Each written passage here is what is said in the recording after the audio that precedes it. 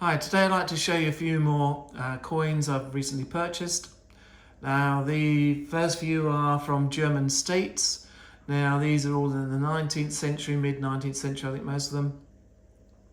When there was a number of states still in Germany, it had decreased after the French Revolution and the Napoleonic Wars. When Germany was invaded, the old Holy Roman Empire was destroyed, and there's a few states were reconstituted in the 1815 Congress of Vienna.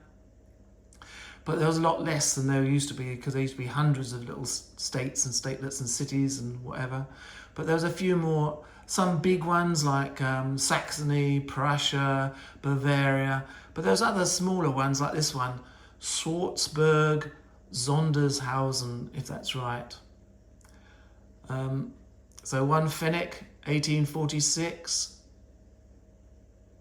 And so they still had issued their own coinage up to 1870 when Germany was united. And then the states, there was a few states that produced their own coins, but they were only in the silver.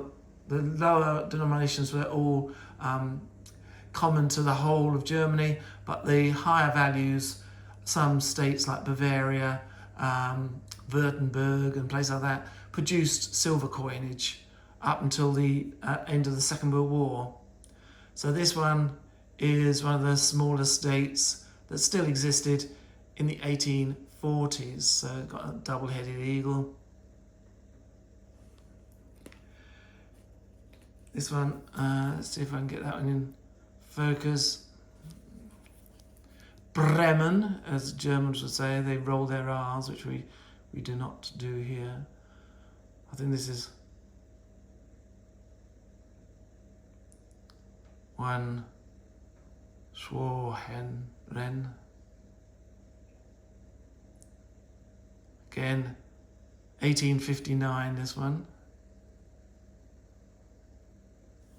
The plastic is making it look a bit odd, but there you can see 1859 and the keys of Bremen, which I think was sort of like a large city, state. Key on there. This one, Hessen-Domstadt, 1837, 1 Heller. I think the South Germans used Heller and the North Germans used Groschen. But it must have been very complicated, as I said on previous videos, from going from one place to another, and you have to keep changing your coinage. Whether they did have a way of accepting coinage from next door neighbours, I don't know, but it would have been a pain if you had to go a couple of 3 miles and then have to change all your coinage if you want to buy anything.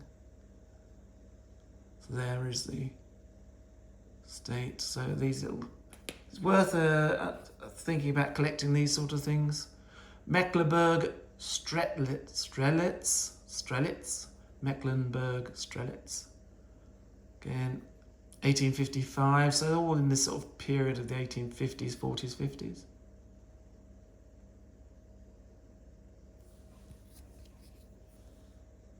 And again, I think this was 3 Pfennig.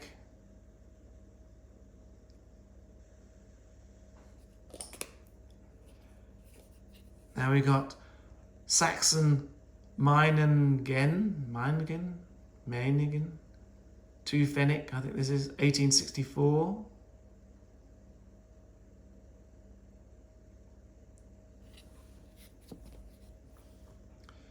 Then we have the coat of arms.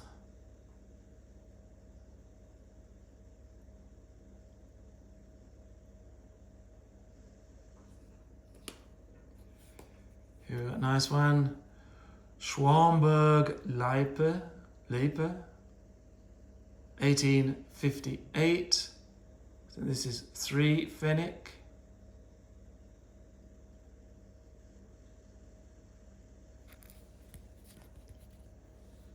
Again, you got these little coat of arms. I think this is probably the initials of the king or whoever it is of that area.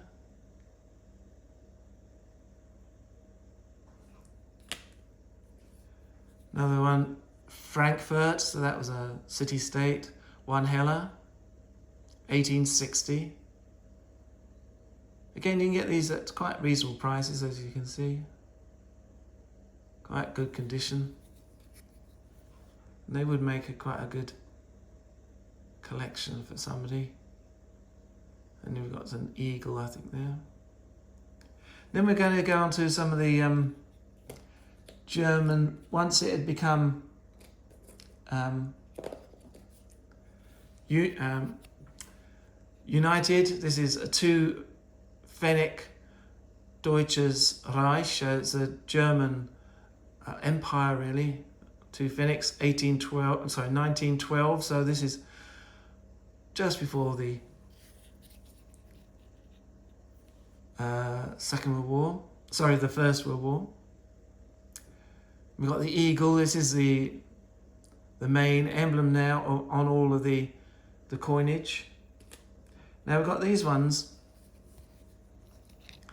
Five Pfennig, I think these are. So this one is, I'll put them this way around, 1874 and 1914. So they look very similar this side. But if you look on the other side, there is a slight difference. This side has got a smaller eagle, and this one, the eagle almost goes to the edge. While this one, there's a bit of a gap. So that's why these are two different coinage, as it were. But again, they're very standardized, as was the 50 Pfennig, 1876.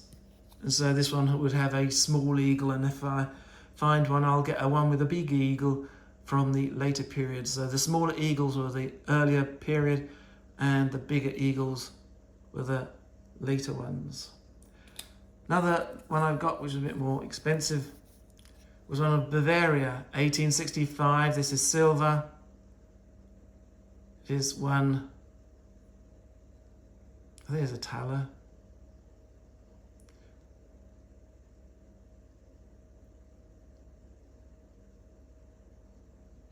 Ein Vierthaler.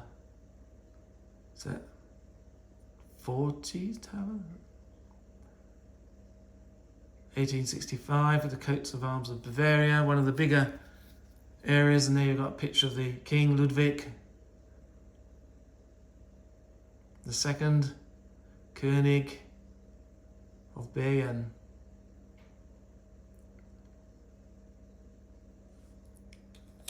Now we've got some big ones from, this one is from Peru, 8,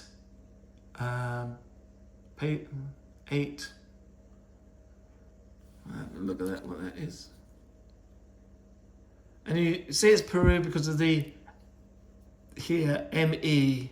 I'll show you one from Mexico so you can see the difference. But these are 8 Reis, I think they were.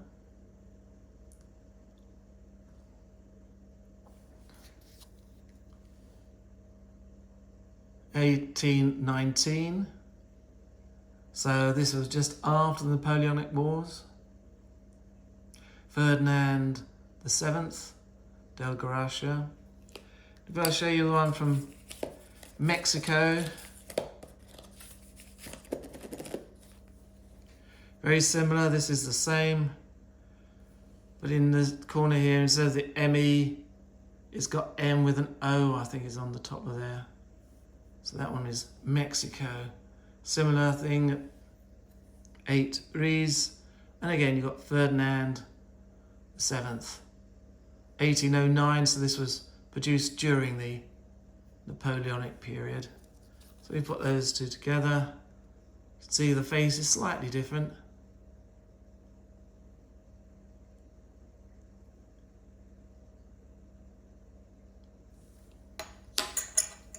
Again, on this side, you can see one has got ME on that side, and this one has got M with a small O on the top. But apart from that, they're very similar coins. So that's the way you can differentiate between Mexico and Peru and other places. So then we got one from Austria, 1870. double-headed eagle, so this is the Austro-Hungarian Empire. 10, I think this is 10 Hella. And then we've got the picture of Franz Joseph there, who ruled for a very long time. He came, I think, when he was 19, when they deposed was it his father or his uncle? Somebody was deposed, and they put him on as a very young king or emperor, and he stayed there until the First World War. Near the end of the First World War, he died. Now we've got one from Romania, 1910.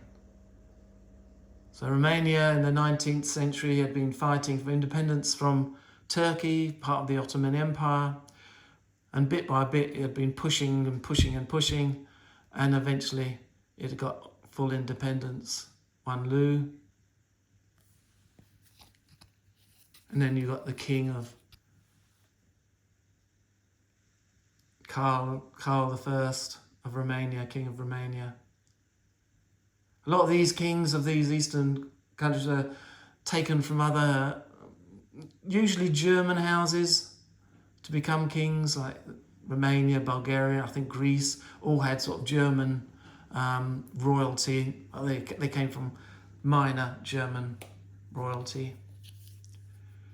This one from India, Travanvore, 1938 to 49. For cash. So this is part of the British Indian Empire, but a lot of these places still produce their own coinage. We got this very middle is very. They got these on the stamps of the country as well, so it's an emblem of the country. So if you see that emblem, you know it's to do with Travanvore, and you know it's to do with India. Now we've got one from Yugoslavia, 1938. So just before the Second World War. 50 para.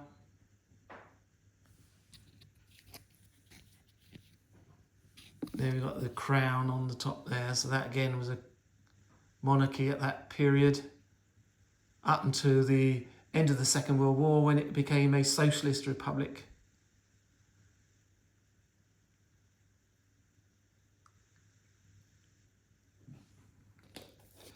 We've got one of the microstates, Monaco, 1950, with a 50 francs, with a knight on there.